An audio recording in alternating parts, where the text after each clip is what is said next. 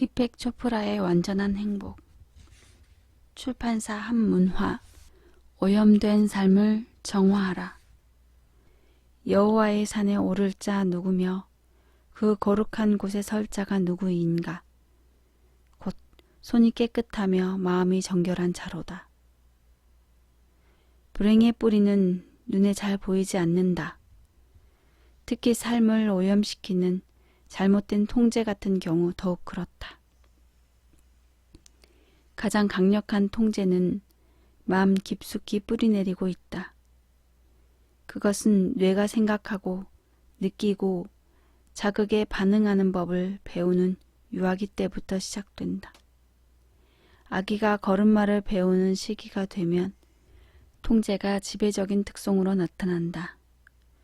유아기는 우리 뇌에 평생 동안 지속될 프로그램이 입력되는 시기다. 결국 우리는 2~3살 때 배운 시나리오를 어른이 된 지금까지도 답습하고 있는 셈이다. 엄마 손을 잡고 거리를 걷는 아이를 상상해보자. 커다란 막대 사탕이 놓인 가게 앞을 지나는 아이는 과연 어떻게 행동할까? 대부분 엄마에게 어리광 섞인 말투로 사탕을 사달라고 이야기할 것이다. 이 전략이 실패하면 태도를 바꿔 10중8구 떼를 쓰기 시작할 것이다. 아이는 칭얼대거나 울먹이면서 한바탕 소란을 피운다. 그래도 엄마가 끄떡도 하지 않으면 입을 꾹 다물고 심통을 부린다. 아이는 기분을 풀어주려고 애쓰는 엄마를 외면한 채 고집을 꺾지 않는다. 어떤 행동은 정중하게 부탁하거나 떼를 쓰는 것보다 훨씬 교묘한 전략이다. 완강한 고집도 실패하면 마지막으로 등장하는 시나리오는 동정심 유발이다. 나는 불쌍한 아이가 막대 사탕을 사줄 만큼 나를 사랑해준 사람은 아무도 없어. 풀죽은 아이의 모습에 마음이 약해진 엄마는 결국 백기투항하고 아이는 마침내 엄마를 통제하는 방법을 터득한다. 이 순간 아이는 먹히는 전략을 발견했다며 속으로 쾌재를 부를 것이다. 통제하기를 통제하라. 요구에서 동정까지 이르는 감정 사이클은 아주 단순하고 유치해 보이지만 수많은 어른이 아직도 원하는 것을 얻어내는 가장 효과적인 전략으로 믿고 사용하는 방법이다.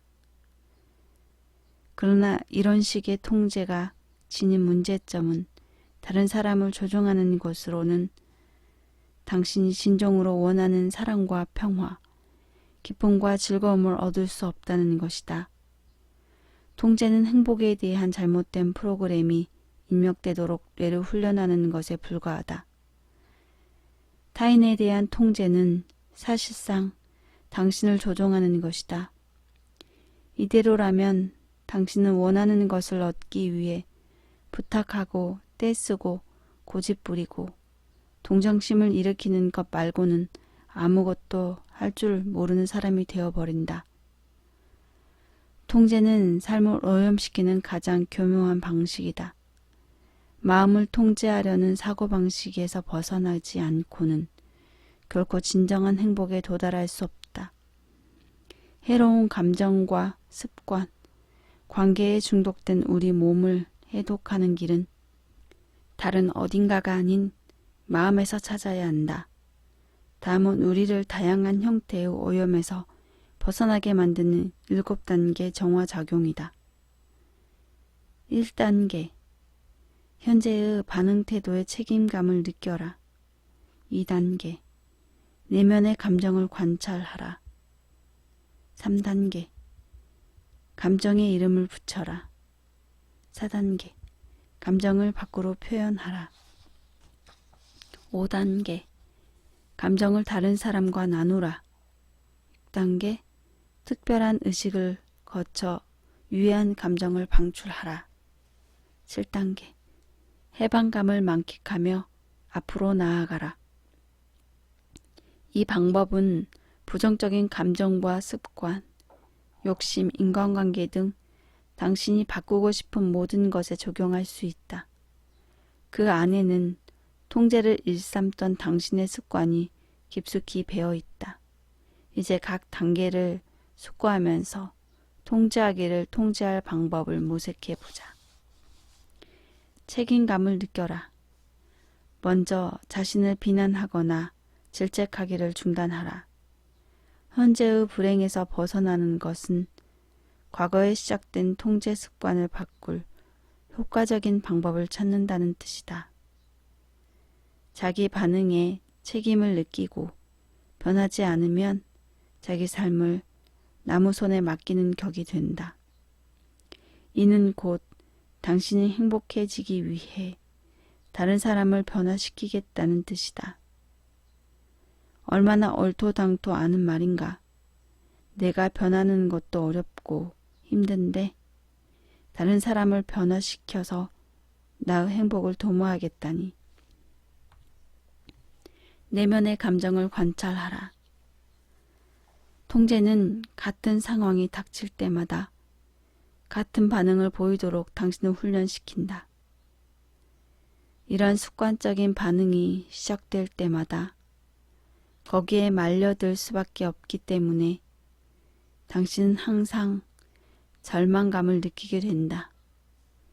이럴 때 당신에게 필요한 것은 한 발 물러서서 자신을 관찰할 수 있는 공간이다. 관찰한다는 것은 감정에 이용당하는 게 아니라 감정에 동의한다는 뜻이다. 가장 바람직한 관찰 자세는 감정이 발생하는 신체 부위에 집중하는 것이다. 부정적인 감정은 산스크리트어로 차크라라고 하는 몸의 주요 부위에 나타난다. 분노는 위, 신경과민은 배, 두려움은 심장, 절망감은 목, 성적 긴장감은 성기 주변에 주로 나타난다. 그러나 이에 대해서는 너무 세세하게 설명하지 않기로 한다. 사람들이 주로 느끼는 감정은 두려움과 분노다. 이런 감정을 느낄 때 그것이 무엇을 표현하느냐에 집착하지 말고 몸의 어디에 드러나는지에 주목하라. 감정을 느끼는 신체 부위를 확인함으로써 그 감정의 근원지인 내면의 목소리를 우회적으로 들을 수 있다. 감정의 이름을 붙여라. 몸이 느끼는 감정이 무엇이든 그것을 확인하고 이름을 붙여라. 두려움, 분노, 절망감, 수치심, 죄의식, 질투 같은 간단한 단어로 그것을 표현하라.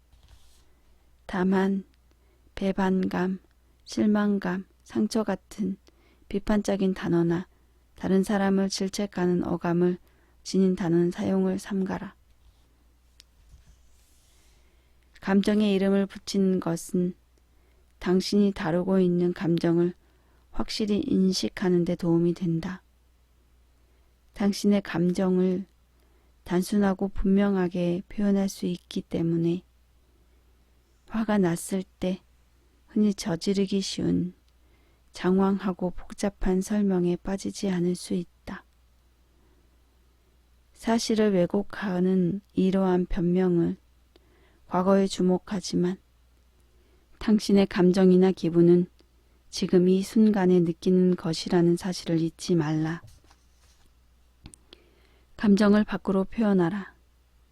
어떤 감정이라도 마음속에 꼭꼭 담아두면 썩기 마련이다. 감정을 밖으로 표현하는 것은 부패를 막고 몸과 마음을 정화한다.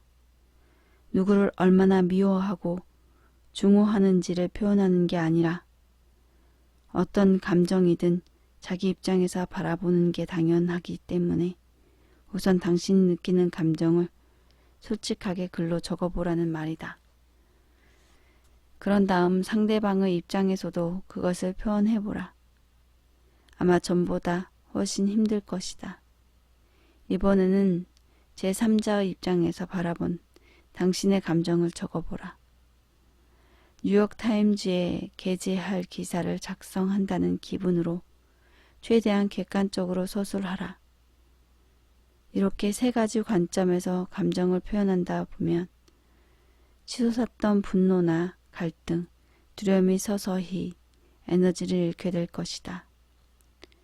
당신은 이 과정을 거쳐 의식을 확장한 것이다. 의식의 확장은 막혔던 에너지를 흐르게 하는 반면 수축은 에너지를 침체시켜 골마 터지게 만든다.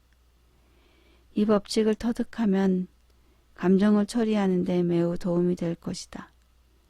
사람들이 감정에 대해서는 처음 반응은 대개 자신의 입장으로 축소되기 때문이다. 감정을 다른 사람과 나누라. 당신에게만 집중되었던 좁은 시야를 확장했으면 이번에는 다른 사람이 참여하도록 허락하라. 믿을 만한 사람에게 당신의 감정을 털어놓으라. 당신이 그런 감정을 갖게 된 세세한 과정과 앞서 소개한 세 가지 방법을 모두 설명하라. 이때 당신의 입장만 주장하거나 사실을 왜곡하지 않도록 유의하라. 당신의 목표는 듣는 사람의 정확한 판단이므로 최대한 사실을 있는 그대로 전달하라. 의식을 통해 감정을 방출하라. 삶을 오염시키는 독소를 정화하는 당신만의 특별한 의식을 만들어라. 이로써 당신은 어떤 문화권이나 존재하는 초월적인 힘에 호소하는 것이다. 의식을 거치는 동안 당신은 그런 감정에 집착할 필요가 없다는 걸 깨닫고 해로운 감정의 노예에서 벗어나는 편이 낫다는 결론에 도달할 것이다. 나중까지 기억에 남을 수 있고 당신에게 의미 있는 특별한 의식을 고안해보라. 분노를 적은 종이를 강물에 던지면서 당신의 짐을 동정녀 마리아에게 대신 맡길 수도 있고 스풀무 적은 종이를 조약돌에 감아 바다에 던지는 방법도 있다. 어떤 의식이든 지금 이 순간부터 나는 자유다라고 외치며 속이 후련해질 수 있으면 된다. 이런 의식은 혼자 할 수도 있지만 당신은 해방을 인정하고 필요할 때마다 그것을 일깨워줄 증인 앞에서 하는 것도 효과적이다. 해방감을 만끽하며 앞으로 나아가라. 이제 기쁨과 감사로 당신의 해방을 축하할 시간이다. 지나가는 과거와 새롭게 다가올 미래를 위해 축배를 들어라. 자신에게 축하 메시지를 보내는 것이므로 꼭 요란하고 떠들썩할 필요는 없다. 당신이 이제 자유롭고 행복할 충분한 자격을 얻었다는 걸 인정하는 절차만큼 그 소중함을 상징하는 것이면 충분하다. 자축연이 끝났으면 홀가분한 마음으로 앞을 향해 힘차게 발걸음을 내디뎌라. 모두가 이 7단계를 충실히 이행하기는 어려울 것이다. 그럴 때는 가능한 부분만이라도 실행에 옮기도록 노력하라. 당신을 통제하려는 거짓 자아는 이렇게 속삭인다. 변할 필요 없어. 지금도 잘하고 있는데 왜 애써 힘든 길을 가려고 하니?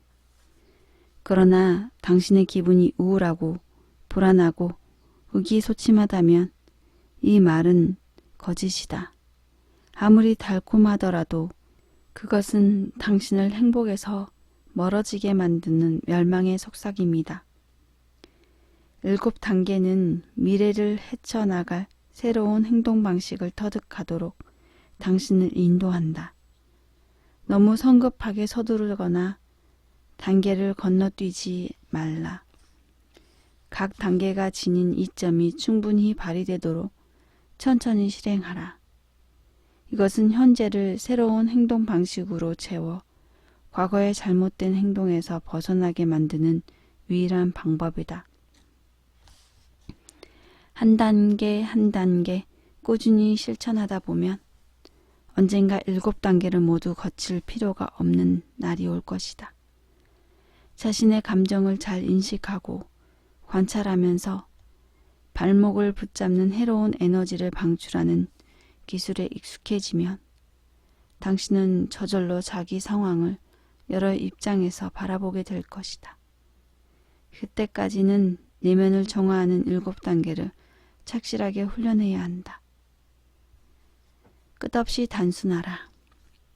일단 감정에 휘둘리지 않는 자유로움이 무엇인지 경험하면 당신은 언제든지 삶을 정화할 수 있는 공간을 확보하는 셈이다. 그 경지에 이르면 당신은 단순한 삶을 원하게 된다. 행복은 단순한 것이기 때문이다. 당신은 이제까지 모든 영역에서 정도 이상의 것을 추구해왔다.